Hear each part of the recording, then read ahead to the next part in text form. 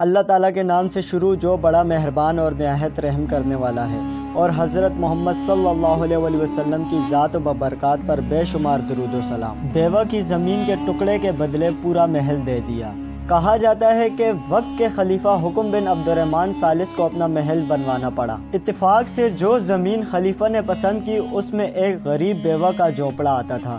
اس بیوہ کو کہا گیا کہ یہ زمین قیمتاً دے دے، مگر بیوہ نے انکار کر دیا، مگر خلیفہ نے زبردستی قبضہ کر کے اس پر اپنا محل بنوا دیا۔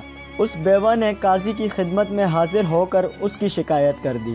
قاضی نے تسلی دے کر کہا، اس وقت تم جاؤ، میں کسی مناسب وقت میں تمہارا انصاف کرنے کی کوشش کروں گا۔ خلیفہ بن عبد الرحمن جب باغات اور محل دیکھنے گیا تو اسی وقت قاضی ایک گدھا اور خالی بوری بھی لے کر وہاں آ گیا اور خلیفہ سے وہاں سے مٹی بھرنے کی اجازت طلب کی۔ خلیفہ نے اجازت دے دی۔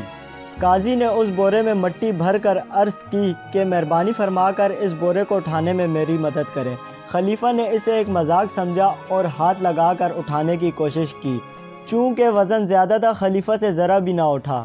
موقع مناسب تھا، لوہا گرم تھا۔ قاضی نے فوراً چوٹ لگائی۔ قاضی نے کہا، اے خلیفہ، جب تو اتنا بوجھ اٹھانے کے قابل نہیں تو قیامت کے دن ہم سب کا مالک انصاف کے لیے عرش پر جلوہ افروز ہوگا، اور جس وقت وہ بیوہ جس کی زمین تو نے زبردستی لے لی وہ اپنے پروردگار سے انصاف چاہے گی تو اتنی بڑی زمین کا بوجھ کس طرح اٹھائے گا؟ خلیفہ پر اس بات کا بڑا اثر ہوا اور اس نے فوراً یہ محل اس کے لوازمت سمیت اس بیوہ کے حوالے کر دیا۔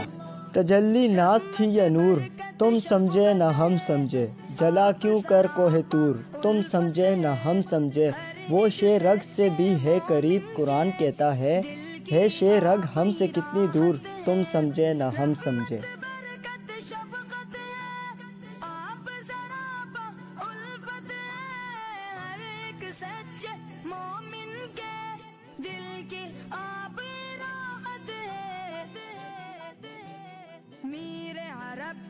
جود سخا ہادی مہدی نور ہدا، آپ مجسم در سے وفا، لا الہ الا اللہ حسبی۔